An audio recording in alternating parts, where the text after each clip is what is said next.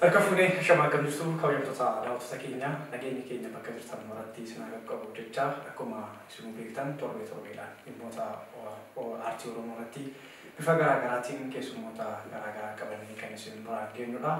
Har'as qophii isin aartii keenyaatiin dhimma ogbarruu Oromoo irratti wanta jiru haasa'uudha. Keessummoota afur as istiidiyootti keessummaa godhateetiin jira. Haga xumura sagantaa keenyaatti akka nu faana taatan isin gaafachaa qophii kana qopheessuun kan isin faana ta'u Lalisaa Alamuuti akkasuma gama ogummaa teeknikaatiin seenaa lammiif sagalee daaqaa nu faana jiru. Egaa tursiin keessan haga xumuraatti nu faana ta'u isiniin jecha dhimma ogbarruu Oromoo irratti maaltu jira laata taateewwan rakkoowwan jiraniitii fi gara kanaatti immoo furmaanni jiru maal laata kan jedhu gama waldaa barreessitoota Oromoottis qaarinee akkasuma barreessitoota jajjaboottis qaarinee waa muraasa tuttuqnee isin biraan keenya nu hordofaa isiniin jira.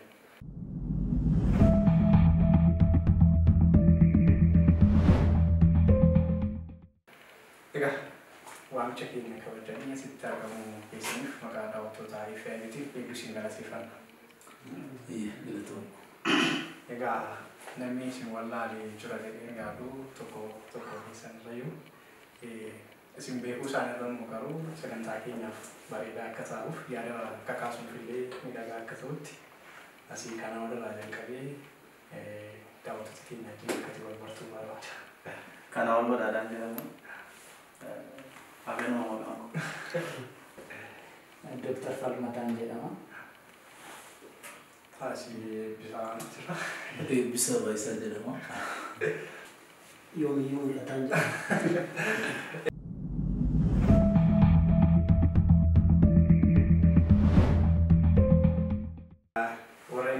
Maka isaanii dhageessan gaheen hojii isaanii barreessitootadha hojiiwwan garaagaraa irra jijjiiruuf booddee waa baay'ee kaasuudhaan kan isin faana turuu ta'a. Egaa kan irratti mari'annu dhimma ogbarruu keenyatti irradha. Egaa ogbarruun Oromoo isaa kee garantii irra akka daandii akkamii deemaa argee waa wayii akkamii qabaataa ture ammoo maal irra jira gara fuulduraatti immoo sirta deema kan jedhu waa kakaasna. Egaa gamanumaan gama waldaa barreessitoota Oromoo irra osoo hin jalqabin dura barreessitoota irraa jalqabnee waa kaasna. Mee eebbisaaf taphaa jalqabaan kenna fa'aan gafummaatiin mee gabaabsiteenumaa osoo gama seensaa dubbii keenyaatti seenii mee ogbarruun Oromoo eessarraa jalqabee daandii akkamirra imalaa dhufeen ibsa. Galatooma ogbarruun Oromoo eessarraa jalqabee seedhu ilaaluudhaafi egaa tureera goota dhibboota lakkaa'aman keessatti irratti Oromoonni adda addaa utuu qubeen illee hin bocamin dura qubeewwan afaan biraa fayyadamuudhaan roobsan barreessaa turan argina. Fakkeenyaaf Onesmoos Nasiffaa qubee saabaadhaan kan isaan barreessaa turani. Namoota baay'eetu turani adeemsuma keessa deemamaa dhufee irra ga'ee dhumarra gaa qubeen afaan Oromoos bocamee ittiin barachuu barreessuu jalqabne har'a sadarkaa kanarra geenye jechuudha. Amma kitaabileen baay'een barreeffamanii walumaa gala ogbarruun Oromoo sadarkaa gaarii jedhamurra ga'uu danda'e jechuudha. Tole hedduu galatoomii waan baay'ee kaasuu dandeenya yeroo keenyatti fayyadamuudhaaf gama Dooktar Faattiin jira. Dooktar isin barreessitootadha. Barreessitoota keessaa immoo jira qabnu jennuudha. Sanatti akkuma isaan kaasee bu'aa baay'ina ogbarruu taaree dhufee waan hedduudha. Amma maalirra jiranii? Egaa ogbarruun Oromoo akkuma eebbisaan kaasetti baroottan dheeraan dura jalqabe. Baroottan dheeraa dura yeroo jalqabu sanas rakkinoota hedduu keessa darbeeti kanarra qaqqabe jechuudha. Hanga qubee dhumta afaan Oromoo bakka hin jirretti illee qubeelee biraa saba biraa gargaaramuudhaan turanii. Erga qubeen afaan Oromoo jalqabee asittis gaaga'amoota hedduu keessa darbee sadarkaa har'aa kana qaqqabe. Barreessaan Oromoota illee rakkina afaan sanaaf barreessuuf haalota hedduu dhabnamee jira. Sirnoota garaagaraa keessatti afaan kana dhaga'uu kan hin barbaanne jira. Egaa ogbarruun garuma eenyusaatti yoo deebinu kalaqa ilma namaati. Kalaqni ilma namaa kun immoo miira uummata isaa keessa jiru bifa aartiitiin mimmiidhagsee dhiyeessuudha. Miirri sun gaddisiisuu jira. Dhugaa saba sanaa saaxiluutu jira. Kofalchiisuu jira. Barsiisutu jira. Gara miirota garaagaraa wantoota sana gaafa uummataaf ifatti baasee saaxilu barreessaan Oromoo sadarkaalee garaagaraatti aarsaa garaagaraa kaffalaa ture. Sirnoonni darban akkuma beeknu afaan Oromootiin akka barraa'uuf mijataa miti. Barreessitoonni ogbarruu keenyaa garuu haalota sana hunda isaa dhiibanii dhaloota har'aa kanatti dabarsanii jiru. Har'a immoo ogbarruun Oromoo garmalee babal'ateera. Haala gaariidhaan deemaa jira jechuun ni danda'ama. Ammallee sadarkaa amma qaqqabe kanatti dhaabbachuu qaba jechuu osoo hin taane fuulduraaf illee fooyya'ee wantoota hedduudhaan babbareedee kan itti fufuu danda'u ta'uu qaba. Maaliif baay'inni jira. Baay'ina cinaatti qulqullinnis laallamuu qaba. Ga'umsis laallamuu qaba. Sana immoo barreessitoonni hangafoonni keenya duraan turan.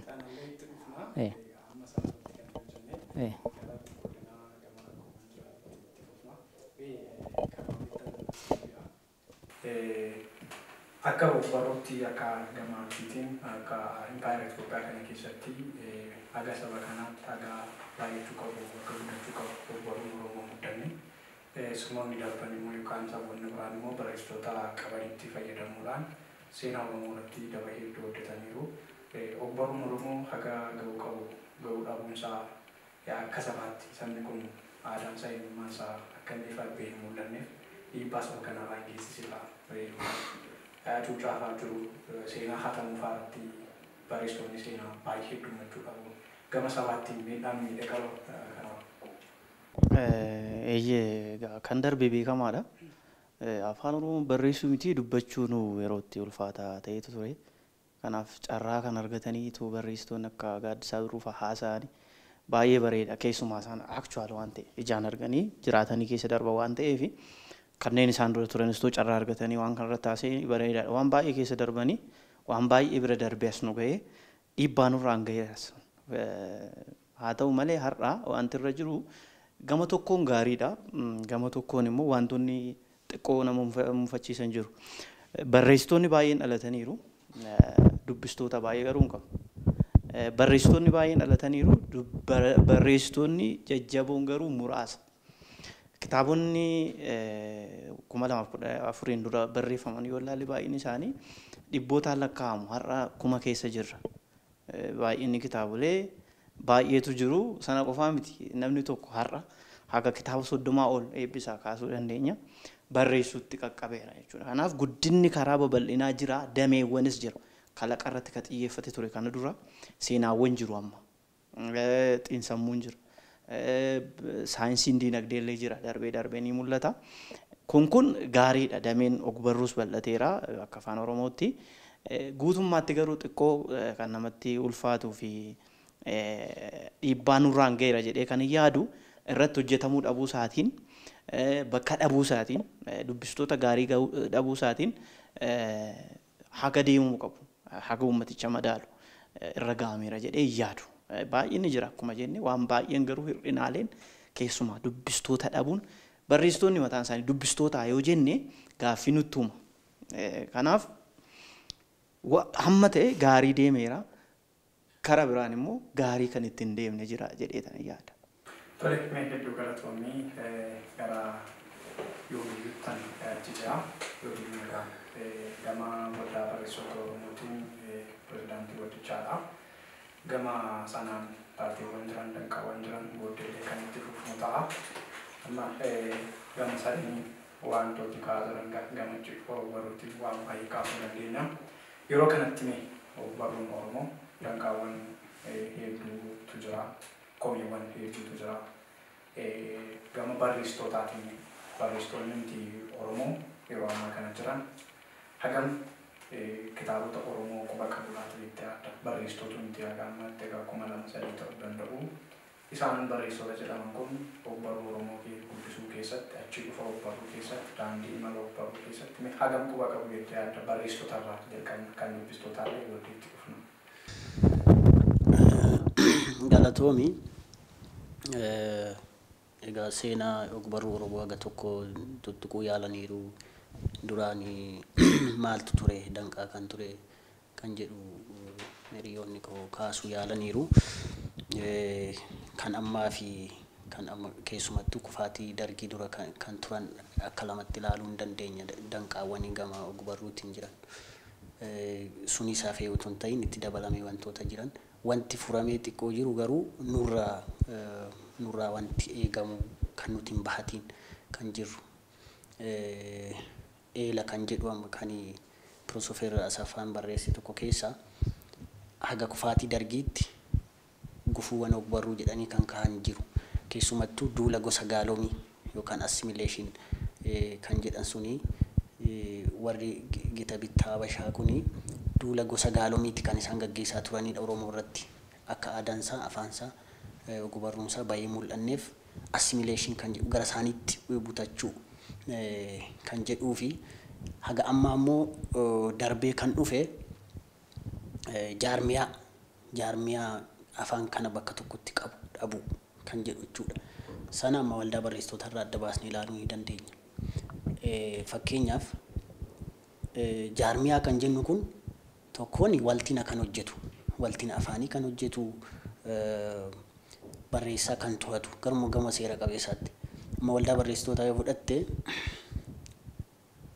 waldaa ogummaati. Barreessaatu fedhii walitti dhufa. Barreessaan fedhii isaan ta'ii waldaa kana keessatti hammatamuuf dirqama hin qabu. Amma waldaan hakiimii jira, ogummaadha sii gala, waldaan daldalaa jira. Akkuma akka ogummaa isaatti walitti dhufa waan ta'eef jaarmiyaa kana jalatti rakkoowwan amma jiran kana furamuu ni danda'u kan jedhu amantaa isaan qabu. Fakkeenyaaf waan akka akaadaamii hin barbaachisa jechuudha. Warreen kun tokkoon seera tolfatanii seera sana jalatti nama adabuu wanni akkasii sun ni dhufa. Gara gaaffii keetti sii dhufuu fi rakkoowwan bal'aa argaa jirra. Fakkeenyaaf mata dureen kitaabaallee yerootti wal fakkaachaa kitaaba 2-3 in argita. Kitaaba 2-3 mata duree wal fakkaatu in argita. Barreessaa wal quba qabaachuudha kun kan sitti mul'isu. Wanna akkasii kan furu akkuma siin jedhe jaarmiyaa ogbarruu Oromoo irra guddicha kan waldaayyuu ol ta'u kan waldaayyuuf jalatti waldaa barreessitoota kanayyuu kan hoogganuu danda'u jaarmiyaa akkasiisa barbaada. Oromoo laali bal'aadha. Bakki inni jiraatu addunyaarra faca'ee jiraata. Ameerikaa taa'ee namni kitaaba barreessa hin dhorkitu. Awurooppaa taa'ee Araba taa'ee biyya kana immoo fiinxee gola arfanuu Oromiyaarra taa'ee ni barreessa namni. Achi keessatti rakkoowwan ni dhufu. Rakkoowwan bal'aatu uumamuu danda'u jechuudha. Kuni jaarmiyaa dhabuurraa dhufa. Kan lammataa amma maaltu dhufe otoo nuti hedduu tarkaanfanneen deemiin otoo nuti baay'een bilchaatiin otoo nuti baay'een dubbisiin teknooloojiin dhufee nu dhuunfate. Achi keessa maaltu jira jechuudha. Unumtuu akka barreessaatti kitaaba hagam dubbisaa jira. Kitaaba kan barreessan inni tokko kitaaba barreessaa isa kaanii hammam beeka kan jedhu rakkoo sanarraa ka'ee dhufee hedduuyyuu kitaaba walii dubbisaa hin jirru wal quban qabnu kan jedhu achuma keessa jiraachuudha. Kanaafuu wal quba qabaachuu irratti kitaaba walii ilaaluu walii dubbisuu irratti gara gaaffii kee si deebisuun dhufee hanqinoonni jiru kan jedhu si kaasuudha. Baay'ee gaariidha. Eebbisaa gara waan ogbarruu irratti kan jennee ogbarruun kitaabni tokko gaafa ogbarruu Oromootti dabalamu bu'aa bahii hedduu keessa darbaa sadarkaa yaadaatiin dhufa. Yaadi sun immoo gara barreeffamaatti jijjiiramee akkuma mana maxxansaan deemu. Kan Oromoo mudataa jiru garuu dhimma gulaalaa irratti rakkoo hedduutu jira. Atis kitaabota hedduu barreessiteetta. Kitaabota hedduu irrattis maqaa kee argatanii gulaalta. Kitaaba barreessaan tokko kitaaba tokko barreessee gabaatti baasuudhaaf chaalenjiiwwan akkamii darbuu qabanii kanarraa yoo dubbannu. Dhiifama. Hiriyoonni koo akkuma kaasan ammatti ogbarruun Oromoo karaa tokko gaafa ilaallu baay'ee guddateera jechuu dandeenya. Amma tokko guddinni ogbarruu Oromoo garuu baay'ina qofa akka hin taane sodaadha yeroo baay'ee. Baay'ina irratti xiyyeeffannoo hojjechaa waan jiru natti fakkaata. Akka hir'inatti wanti bal'atee natti mul'atu dubbisuu dhiisuu barreessitootaati. Barreessaan utuu hin dubbisiin waa barreessuu faayidaan inni nuuf oolu ogurruma Oromootti kitaaba tokko dabaluu malee sanarra kan darbee homaan fayyadadhee yaadu. Dhimma kana namoota baay'ee wajjin haasa'eera. Kitaabas baay'ee waan an barreesseef kitaabonni kun dhumtummoo bilbila koo fudhatanii waan deemaniif aksesiisaa qaba namni naa bilbiluudhaaf. Nama baay'eetu naa bilbila. Namoota baay'ee wajjin gaafa haasofnu namni muraasni na hubata baay'een garuu nan hubatu kan na arrabsanis jiru. Kitaaba dinqiin barreessee naan jedha bilbila. Sagaleen isaa ijoolleedha. Maal ati umuriin kee meeqa kutaa meeqa bartaan jedha kutaa 11 baradhaa jedha. Kitaaba meeqa dubbistee hagammaa jedheen gaafadha. Kitaaba tokkoon dubbise. Kitaaba kee miiltuu argeen dubbise. Sana booddee baay'eedhuma motiveetii ta'een kitaaba barreesse. Kitaabni ani barreesse ajaa'iba. Jireenya isaa keessatti kitaaba tokko dubbise. Tarii kan akkaadaamii dubbisa ta'a. Garuu kitaaba kan biraa tokko dubbise. Kitaabni lammaffaan kan isaati jechuudha. Maaltu si ariifachiisee hin jedheen. Umuriin kee ganaadha. Kutaa 11 bartaa. Umurii kanatti kitaaba barreessu maaliif yaadde? Yoom dubbiste? Namni umurii xinnummaadhaan kitaaba maxxansiisee badhaafame argee hin beeku. Anis hin badhaafamne waggaa 8 dura baay'een dulloomne yeroo kitaaba koo jalqabaa hojjedhe. Namni garuu umurii kanatti miiltoo barreessitee na badhaasee hin turre. Badhaafames hin beeku. Maal goota? Maaliif suutattee kitaabota baay'ee dubbistee booddee maaliif hin barreessitu? Jennaan namarra obsa dhabe ijoollummanis jira. Kuni bara ofittummaadhaan an jedhe. Si malee namni akka kitaaba Oromoo barreessu hin barbaadu jechuudha. Hin barbaadu akka namni biraa barreessu hin barbaadu taanaan maaliif yeroo bal'aa fudhadhee taa'ee gulaala. Kitaaba kana nama listii isaa qabu gara kitaaba 150 olii gulaaleera. Kanan beeku jechuudha. Kanan yaadadhu qofa. Maaliif namoota deeggara kitaabni akka barreeffamu yoo hin barbaanne jechuudha. So namoonni miiraan si arrabsu maal jedhu. Kanaaf sodaatatu man itti dubbadha. Rakkoon guddaan utuun dubbisiin barreessuudha. Utuun dubbisiin gaafa barreessinu hin barreessinaa. Tarii maallaqni waan jiruuf qofa hin maxxansina ta'a. Garuu dhiibbaa uumuu hin dandeenyu. Hawaasa keenyas hin fayyadu, ogbarruu Oromoos hin fayyadu. Kanaaf rakkoo guddaadha jedhee kana yaadu gama kanaani. Baay'inni baay'ina qofa irratti xiyyeeffachuun ogbarruu keenya guddisuu hin danda'u. Osoo kitaaba muraasa garuu bilchaataa ta'e jireenya namaa jijjiiruu danda'u, dhiibbaa uumuu danda'u qabaanne nan hawwan ture. Gama gulaalleen kanatti kaaftee gulaalliin hojii bal'aadha. Akkuma sadarkaa addunyaatti gaafa ilaallu barreessuu caalaa kan ulfaatu gulaalleedha. Kanaaf biyyoota adda addaa keessatti dhaabbileen garaagaraa hundaa'anii sadarkaa jaarmiyaatti hundaa'aniitu eeyyama mootummaa irraa fudhatanii ekspertoota warra afaan baratan warra sirriitti gulaaluu danda'an qacaranii hojjechiisu. Dirqama caasaa gulaallii sana keessa darbuu qaba kitaabni. Sana keessatu hin darbiin maxxanfamuu hin danda'u. Biyya keenya keessatti garuu rakkina kanatu jira. Qaamni itti gaafatama fudhatee kitaaba gulaalu hin jiru. Yeroo tokko tokko na ajaa'ibanaan sadarkaa mootummaa naannoo Oromiyaatti waajjirri gulaallii kitaabotaa dhibuunsaa kufaatii guddaadha. Baay'eedhuma kufaatii guddaadha. Waajjirri aadaa fi turizimii jira. Giddugalli aadaa Oromoo jira. Sun garuu ga'a miti. Yoo xiqqaatee waajjiruma aadaa fi turizimii jalatti illee caasaan haaraan tokko baname gulaaltota qofa warra ulaagaa guutan namoota muuxannoo gaarii qaban namoota baakgiraawundii isaanii afaan warra baratan hundeessuun barbaachisaa ture. Erga hundaa'ee booda barreeffamni Oromoo kamuu kitaabni kamuu kana keessa darbuu qaba jedhamee dirqamni kaa'amee otuu irratti hojjetame baay'ee gaariidha. Amma garuu hin barreessa namni namumatti dhiyaatu nama bilbila isaa argatee bilbilee kitaaba itti ergaa namni sun immoo hojii biraa qaba. Hojii idilee isaa miti gulaaluun kanaaf yeroo bal'aa kennuu hin danda'u. Yeroo haftee isaarraa kitaaba sana gulaalaa sana jechuun egaa yeroo haftee fayyadamee waan gulaaluu fi gadi fageenyaan ilaaluu hin danda'u jechuudha. Irruma irra keessa ergaa isaa ilaaleetuma qola kitaabaa irratti kitaabni kun gaariidha bitadhaa dubbisaa jedhee irratti barreessa. Sun jijjiirama fiduu hin qabu. Boris akkuma kanatti fufna taanaan agasmara jijjiiramni dhufannee eeguu hin dandeenyu. Kanaaf jabeessuun kan nurra jiraatu tarii waldaan barreessitotaa kanarratti maal gochuu akka danda'u hin beeku. Garuu caasaan gulaallii sadarkaa isaa eeggate tokko akka nu barbaachisu nan amana.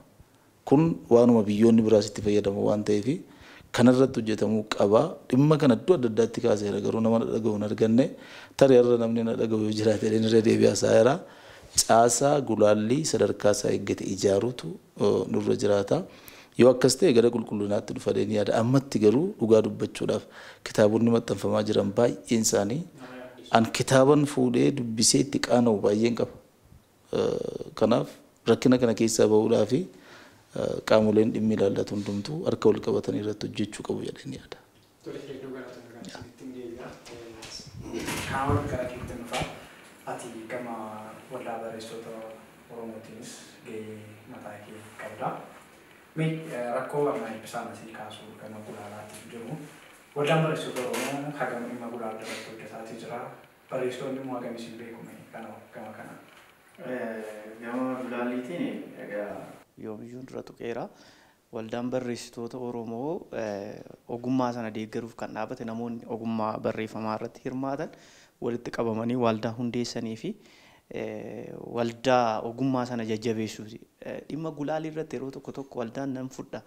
Gara kootti yoo jedhe kitaaba tokko hin maxxansiin jettee nama tokko yoo dhorkite meebii bilisummaa yaadaa itti kan bilisummaa yaadaa dhorkite. Barreessitoota Oromoo namni tokko kitaaba barreessuudhaaf daandiiwwan kana yookaan immoo waan bu'uuraalee kana keessa darbuu qaba jedhee waan ka'e qaba barreessitootaaf. Akka waldaatti wanti itti amannu jira.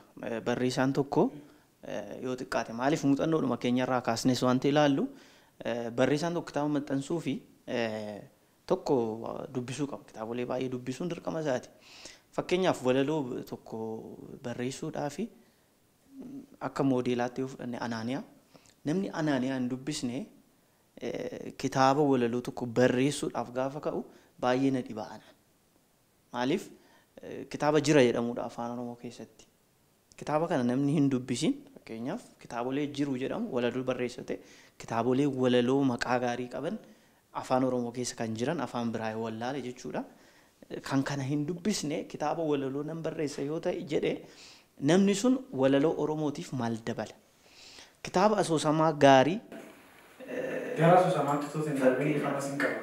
Amma walaaloon ayyaana jedhanii ayyaanumaan kan barreessan jiru. Sakanoo kan godhu. Gaaffii kee duraa tosii hin deebisin gaaffii natti daddabalte.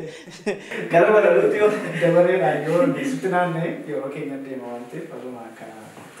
Walaloon ayyaanni iddoon itti ta'u jira, ayyaanni iddoon itti hin taane jira. Walaloo barreessuudhaaf kennaan barbaachisuu danda'a, kennaan barbaachisuu dhiisuu mala. Ayyaana ka jedhan namoonni namarraan buufatu waa gubbaarraa dhufee waa himata wayii miti.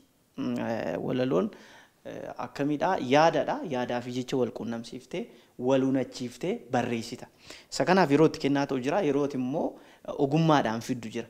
Jarri lamaan yoo wal siman walaloo barreessuu dandeessa. Ogummaa fi kennaan ayyaanni yoo wal sime malee callisanii dhuma rafanii waan namatti hin wayii miti. Walaloon yaadi wayii jiraachuu qaba. Yaadi sun immoo jechoota akkamiitiin ibsamu, jechoon sun immoo akkamitti wal hunatu ka jedhu wantoota akkasiitiin dalabalaa waan gaafatudha walaloon.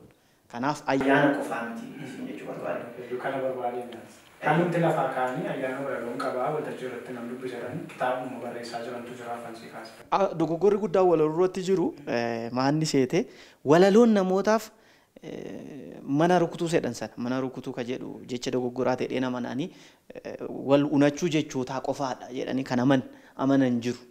Sanaa miti walaloo jechuun ani walaloodhaaf nan morma. Walaloo jechuun jechoonni wal rukutuu isaanii miti. Walaloon qabiyyeewwan hedduu waan inni guutuu qabu jira. Isaan keessa inni hangafaa yaannii fi jechi wal argachuudha. Jechoonni wal argachuu toon ta'in yaanni si keessa jiruu fi jechi afaan keessa jiru wal argachuu danda'udha. Yeroo sana walaloota jechoota wal argachisuu qofaadhaan kan yaadan jiru. Kanaaf walaloon jechoota qofaan kan madaalamu toon ta'in yaada isaatiinis madaalamuu danda'u irra jiraata dheetanii yaada.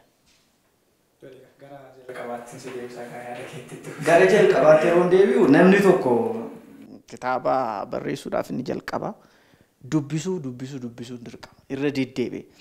Asoosama barreessa yoo ta'e kitaabolee asoosamoota hedduu gosa garaagaraa asoosamni gosa garaagaraa jira wantoota adda addaatu jira. Gosoota adda addaa qabiyyeedhaan illee afaan biraa yoo danda'e afaan biraarraa fuudhee dubbisuutu irra jiraata. Yoo afaan danda'u kan hiikaman barbaade dubbisee isaanuuf madaalu. An kitaaba dabaluu hin qabaatu hin ta'in afaan Oromootiif kitaabolee jiran irratti ammaaliin dabala yaa akkamiin dabala falaasama akkamiin dabala ergaa akkamiin dabala wantoonni kana dura hojjetaman maali ani immoo maaliin guuta Ani barreessuun qabaatu hin ta'in namni yaaduu kan qabu maaltu barreeffamuu qaba. Hin barreessa yoo ta'e kennaa barreessuu qabaate akkasittiin yaadee ka'uutu irra jira. Sana argachuudhaaf immoo maaltu nutti hanqata maal barreessuun qabu jedhee yaaduudhaaf immoo rakkoolee jiran cinatti kitaabolee maal tuttuqanii darban kitaaboleen jiran sun maal haasa'anii darban maal jedhanii darban maal barreessanii darban maal lafa kaanii darba ka jedhu ilaaluudhaan garaagarummaa guutuu danda'utu irra jiraata. Isa kanaaf dubbisuun kan hangafaati. Inni itti aanu dubbisuu cinatti gulaalchisu. Dhimma gulaallii irratti gulaalliin eebboon kaaseera hojii bal'aadha. Callisanii dhuma waan wal beeknuuf kitaaba walitti kennee wal gulaalchisuun sirrii miti jedheetanii namana yoo xinnaate namni tokko kitaaba tokko namni 3 gulaaluu qaba. Namni akaakuu garaagaraa 3 tokko nama akkamiiti yoo dubbisaa cimaa nama ogbarruu keessa hin jirre ta'uu dhiisuu danda'a.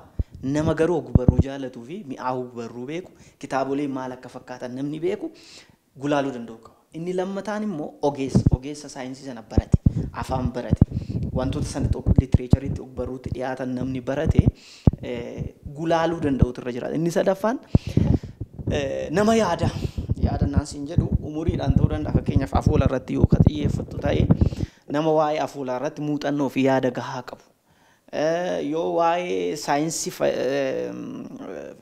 fayyaa faana wal qabsiistee waa barreessuu dandeessa ta'e fakkeenyaaf kitaabonni kalaqaa namoota ogummaa sana faana yaada bal'aa qaban walitti dhiyeenya qaban namoota yaada bal'aa of keessaa qaban namoota yaada maddisiisuu danda'an fakkeenyaaf ogeeyyiin akka xiin hawaasaa ogeeyyiin akka namoota seera baratanii ogeeyyiin akka namoota xiinsammuu haa ta'u qorqalbii hin beeku saayikooloojii baratanii namoonni akkasii yaada irratti xiyyeeffatu yeroo baay'ee filosoofii namooti ogummaa akkasii baratan namoonni akkasii yaada irratti xiyyeeffatu yeroo baay'ee. Kanaaf kitaaba kee keessa yaada akkamiitu jira jedhee nama xiinxaluu danda'u nama ilaaluu danda'u namni sadaffaa si barbaachisa jechuudha. Maaliif ati yaada uummaticha hawaasichaa hin madaalle tokko ogbarruu qofaadhaan faayitee yoo dhiyeessite bareechitee yoo dhiyeessite bifa ogummaatiin gaarii ta'e akka ilaalchaatti akka yaadaatti garuu yaadichi yaada summii yoo ta'e of keessaa qabu yoo ta'e uummatichaaf kan uummata gadi baaftu sanaaf gaarii waan hin taaneef madaalli yaada kitaaba kee keessa jirullee gulaalliidhaan ilaalamuu qaba jechuudha. Isa kanaaf kitaabni akkasitti gulaalamu namoota 3 yoo xinnaate namoota ogummaa garaagaraa qaban 3 ilaalamuu qaba. Sana biraan immoo namni gulaalus yoo hin danda'u ta'e hojii kennee yeroo kennee ilaaluu hin danda'u yoo ta'e itti mijatu yoo ta'e deebisuu danda'utu irra jiraata. Maqaadhuma qofa irra kaawwachuudhaaf kan ilaallu yoo ta'e aartii Oromoo ogbarruu Oromoo ajjeesaa jirra nama barreessu sanas balleessaa jirra jechuudha. Hojii sana sirriitti ilaalee yeroo kennee gadi fageenyaan xiinxalee rakkinni isaa kana utuu hin sodaatin hir'inni kitaaba keetii kana sirreeffachuu qabda. Akkasumas immoo yeroo gulaalu bilisummaa barreessaa sanas dhiibuu hin qabu normaali. Yeroo jennus waan inni barreessuu qabu sanarraas isa kaachisuu hin qabu. Anam fakkeenyaaf nan gulaala yoo ta'e kitaaba tokko kitaaba nama sanaa yaada isaa fuudhee kitaaba koo fakkeessuu hin danda'a. Ofitti baasuu hin danda'a. Bilisummaa nama sanaas eegee bilisummaa barreessaa sana bilisummaa yaada barreessaa sanaas kabajee akka ta'utti ilaaluutu irra jiraatan jedha. Gabaabbinaan kanatu nutti dhufe yeroodhaaf. Sitti deebiidhaan waan baay'ee kakaasuuf dandeenya waan ta'eef gara boolaatti sagantaan keenya kutaa lama waan ta'eef bal'isnee haasofna gara Dooktar Faattiin fa'aa.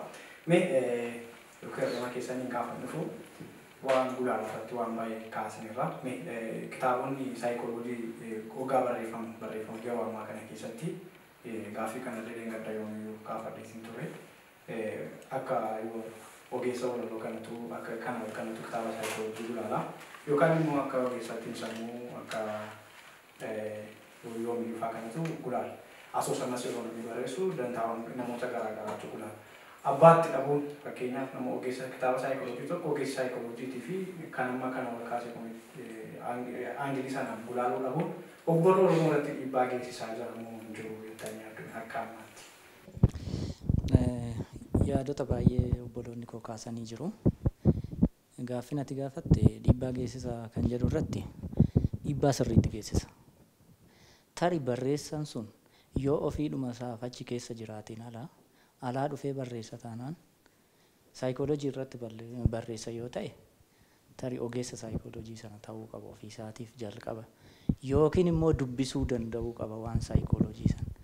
Kanaan alatti immoo hin dubbisnes ogeessa dhimma sanaas miti taanaan jechuudha. Qaama dhimmi ilaallatu ogeessicha sana dubbisee ogeessi sun laalee ulaagaa sana keessa dabarsuu danda'uu qaba. Rakkoo guddaan hin argina wantoota kanarratti yeroo barraa'u. Gama saayikooloojiitiin ogeessi saayikooloojii gulaaluu danda'uu qaba bakka sana. Kitaaba saayikooloojii guutuu ta'uyyuu miti.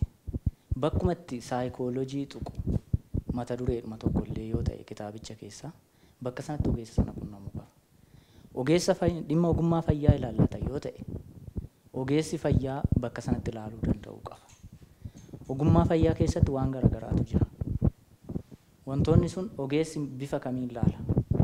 Ogbarruu sana yoo ilaale bifni namni tokko itti hubatuu fi bifni ogeessi sun itti hubatu garaagarummaa guddaa qaba.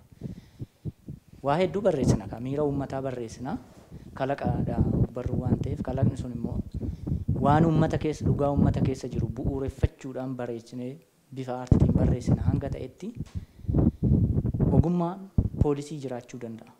Ogummaan seeraa jiraachuu danda'a. Ogummaaleen garaagaraa jiraachuu danda'u jechuudha achi keessa. Gama seeraa irratti barreessina yoo ta'e ogeessi seeraa tokko laalee ulaagaa kana ni guuta. Seerri maal jedha? Kitaabni kun maal jedha? Kan jedhu san keessa darbuu danda'uu qaba. Kanaaf gaaffiin kun dhiibbaa guddaa ni uuma. Barruuwwan biyyoota garaagaraa yoo laalte waan dhimma ogummaa saayikooloojii irratti barraa'e waan ogeessi saayikooloojii barreesse fakkaata. Maaliif yoo xiqqaate ni qunnamu. Nama sanatu gulaala yookaan ni dubbisa yookiin namichi sun ogeessuma sana mataa isaatii jechuudha. Gara keenyatti garuu maal taana? Waa hunda taana. Anumatu ogeessa seeraa ta'ee barreessa. Anumatu poolisii ta'ee barreessa bakka qaama poolisii ilaallatu. Anumatu ogeessa saayikooloojii ta'ee barreessa. Anumatu immoo ogeessa fayyaa biraatis ta'ee barreessa jechuudha. Waa hunda ta'uu hin dandeenyu. Tari yeroo keessa dubbisnee namoota qunnamnee namoota irraa barannee guuttachuu dandeenya ta'a. Jalqabuma isaatu ogbarruun gam tokkoon kennaadha. Gama biraatiin immoo barannee kan argannudha. Kennaa uumamaan qabnu sana irratti dabalachuudhaaf garuu barnoonni dirqama nu barbaachisa. Yookiin mana barnootaa seennee barachuu dandeenya yookiin dubbisnee barachuu dandeenya yookiin hiriyoota keenyarraa yookiin kallattii gulaalaa saniin gulaalaan suni gadi qabee kana keessa darbuu qaba kitaabni kee jechuu danda'uudha qaba jechuudha. Rakkinoonni akkasii ni mudatu sirriitti jira. Kun haafuutii jechuudha. Isaan kaasaniiru gama baay'ina kitaabata irratti anirra deddeebi'uudhaaf osoo hin taane miirri ariifannaa akkuma isaan jedhan jira. Hedduu mudata. Jalqaba irratti waa tokko ani hima barreessuu otoo hin gahin jecha barreessuu hin danda'a. San duratti qubee sirreeffachuu danda'u hin qabu. Ani akka nam tokkotti ogbarruu baradhee mana barnootaatti argadhe osoo hin taane hanga tokko bakkeewwan garaagaraatti waan an hirmaadhuu fi hiriyoota kootti waan an siquuf kitaabota tokko waan an dubbisuufan akkuma nam tokkotti miira na keessa jiru ifatti baasuudhaaf anis hanga tokkotti hirmaadhe. Tarii miira keessii calaqqisiisa yoo ta'e kitaabni koo sun sana jaalattee akkan kitaaba sii gulaalu gochuu dandeessa. Na gaafachuu dandeessa.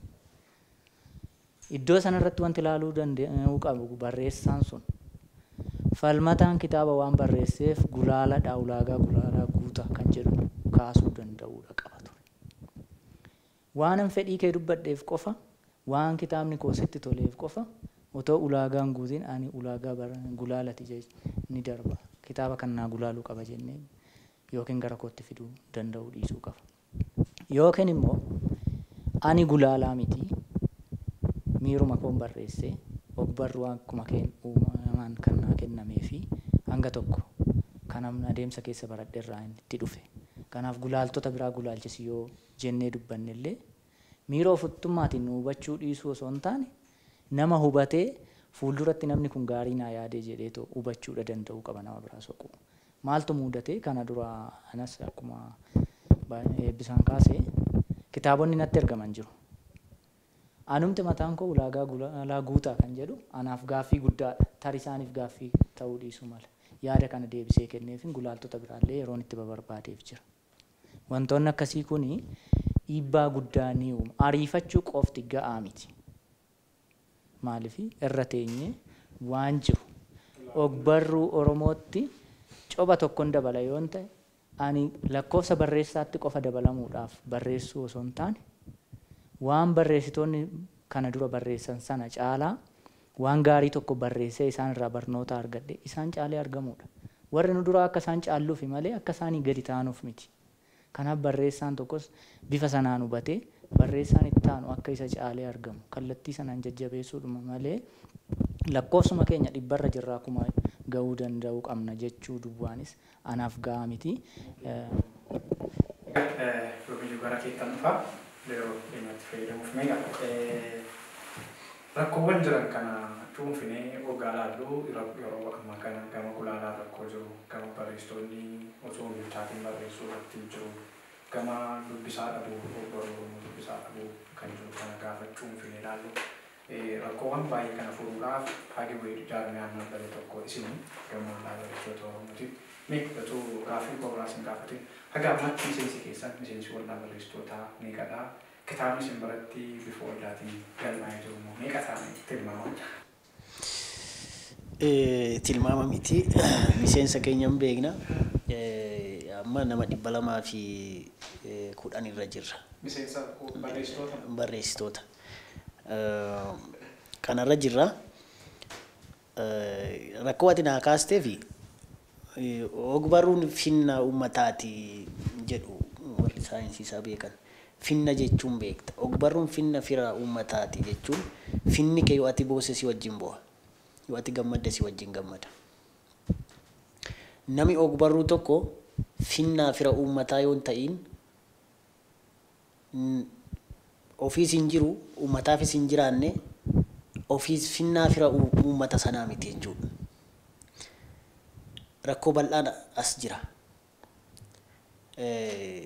Yeroo tokko nami gara waldaa keenya akkamitti dhufa seete hin barreessa eebba gahaa xalayaa barreessinaa fi san barbaachaaf dhufa achiin boodan argitu. Asirratti wanti tokkos nama baay'ee gara keessanitti argeera kitaaba barreessee eebbisiisuuf hin jedhaa kan irratti nu argame gaafeeran waldaan barreessitoota Oromoo si beekaa jedheen gaafadhaa nan beeku ayes isaanii jedhaan yoomiyyuu bilbila kee ergee fi jira. Isin yeroo inni kitaaba sana fidatu yeroo baay'ee xalayaa malaattuuf argina. Mee maali maaliif utuu kitaaba sana hin beekin akkamitti waraqata laattuuf jiru? Kitaaba kun barreeffamee irratti kitaabicha osoo hin beekin. Warra Oromoo Kuushassaa jedhamu hin jiru. Kun qulqullinni isaa eegamaa dhattanii osoo hin ilaalin kitaaba waraqata laattaniif nama baay'ee argeera. Kun maali? Gaaffii gaariidha. Duratti sii kaaseen ture. Waldaan keenya waldaa gummaati. Dambii qabna. Dambiin keenya maal jedhaa? Namni miseensa waldichaa ta'u nama kitaaba afaan Oromoo tokkoo fi isaa ol barreessee jedha. Nama kitaaba afaan Oromoo tokkoo fi isaa ol barreessee jedha. Duratti waa'ee gulaalaa kaastan koree tokko ijaarree ture akka waldaatti. Namni as keessa namni yeroo isaa fudhatee humna isaa fudhatee waan kitaaba kana laaluuf waan dadhabbii isaa akka kaffalu warra sanaaf jechuudha. Warra gulaalaniif. Namichaafis ogbarruu Oromoofis bu'aa guddaa buusa waan jenneetti amanneef koree sana ijaarre nami garuu maal bareeseeti. Ogbarruun Oromoo hin guddanne guddachaa jira kana keessatti ani akkamittiin horii kaffalee ofiitti dadhabee barreessee akkamittiin horii kaffalee gulaalsa waan jedhu jechuudha. Kun sababa quubsaa miti. Sababa quubsaa miti. Ogbarruun Oromoodhaa hin guddanne jennee waan hin taane barreessinee lafa kaa'uu hin qabu. Yeroo tokko ni dhufa kitaaba baay'ee si bira dhufa. Yoo xiqqaate sirna tuqaalee qubee kana sirreessitii achii booda waan jiru sadarkaa itti aanutti waliin ilaalla'uu jette gaafa ji'a tokko ji'a lama kitaabichi gabaarra jira. Inumaayyuu akkam ta'ee jira maqaa kee wajjin hin ba'a. Gulaalaa jedhe. Yaada tokkitti jalqaba yoo xiqqaate ulaagaa xiqqaa kana guutiitii achi booda isatti aanutti ceena jettee waan ati deebisteef maqaa kee wajjin yeroo itti baasantu jira. Gulaalaa si godhate. Yookaan immoo waan ati sirreessi jettee itti kennite sirreessuu dhiise gabaarratti argita. Egaa kun dubbisaa keenyatu sin bilchaatiin malee dubbisaa kuffisuu danda'a barreessitoota akkasii. duratti sii kaaseera. Nami maraatoonii fiigu nama meetira 100 fiigu wajjiniin hin dorgomaa. Akkaataa ani itti kaatu shaakallatti gootu akkasii miti. Barreessaa baay'ee godaannisa beektaa yoo jette kan dhaaba wayyeessaa maayini kaminni nama siin jedhufaa jira beektaa. Ani immoo akkiin hin itti amanu even kan godaannisa gitu barreessuu yookaan isa caalu otoo hin ta'in ogbarruu Oromoo kan addunyaa dorgomaa godhu barreessuu qabna. Galmi keenya achi ta'uu qaba. Yoo addunyaas ta'uu baate warra Afrikaa baay'ee isaanii jira. Akka Chinaa Achebe fa'aa nama hedduutu ol baay'ee kan mul'atu ogbarruun isaanii barreeffamni isaanii nama gurguddaa jira. Iccitiin biraan jiru. Barreeffamni namaa soogidda ta'ee qalbii namaa jijjiiree dhiibbaa kan uumu iccitiin biraa jira. Amma kitaaba Eebbisaa fa'aa yoo argite riferansiin isaa warra nu dura ogbarruun isaanii baay'ee deeme warra saayinsiin deeggaramee barreesse sana waan dubbiseef bilchaataadha jechuudha kitaabichi. Walaloos kan Pirofeesar Asaffaa fa'aa garasitti kan Afrikaa kan addunyaa ilaaluun nurra jira. Keenya immoo kanuma keenya iyyuu hin beeku kan hangafasa. Rakkinoota akkasiitu jira. Qabna miseensa galmeessinee qabna. Miseensi keenya akkuma siin jedhee yeroo tokko xalayaa barreeffatee hin deema hin jiru.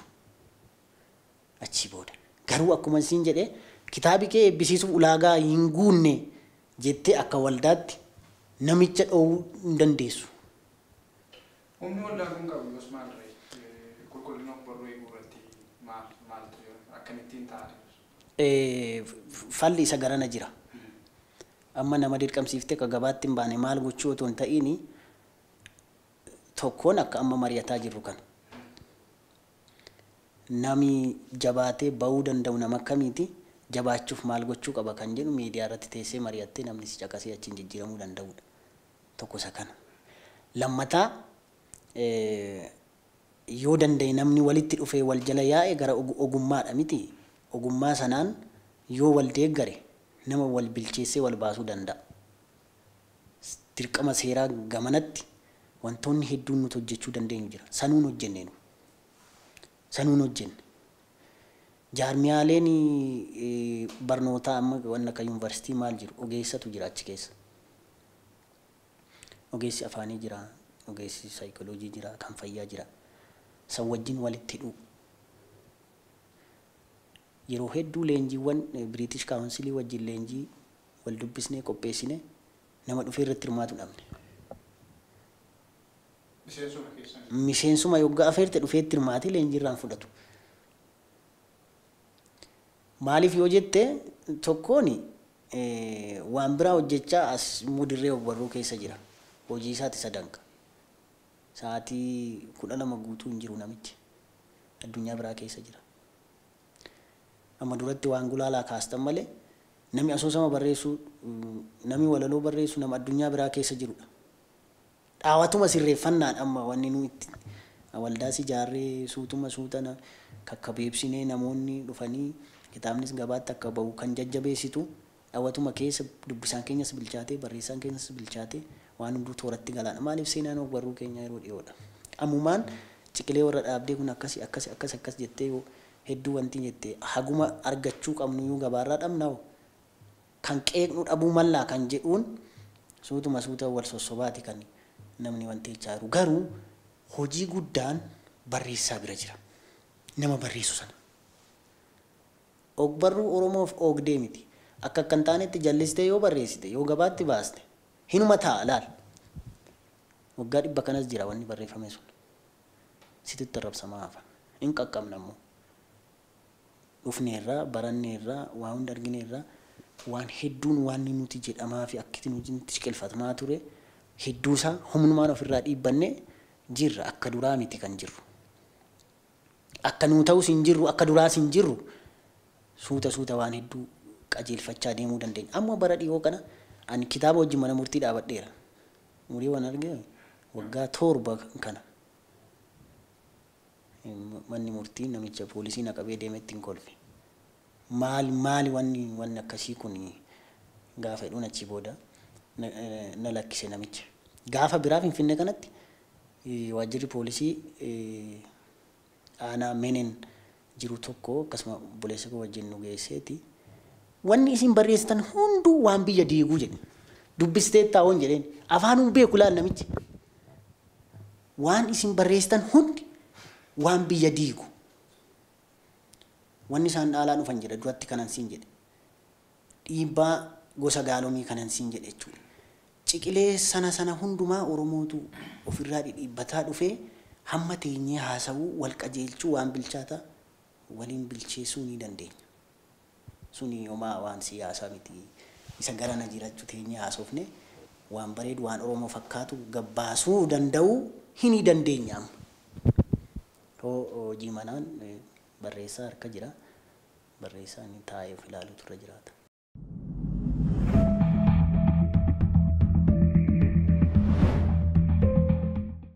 Egaa kabajamtoota daawwattoota keenya kutaa tokkoffaa qophii keenya sumarratti xumurra. Egaa kutaa tokkoffaa keessatti waa hedduu kaasaatii kan nuti turre haga ammaatti kutaa lammaffaa isaa immoo torbeetti aanuudha kan isin biraan geenyu. Egaa kutaa tokkoffaa kana akkasittiin qindeessinee isin biraan geenyeetti jirra. Keessummoota keenya kanas dhufanii yaada bal'aa nu kaasaa turan hedduu isaan galateeffannaa. Kutaa lammaffaa irratti wal agarraa ulfaadha.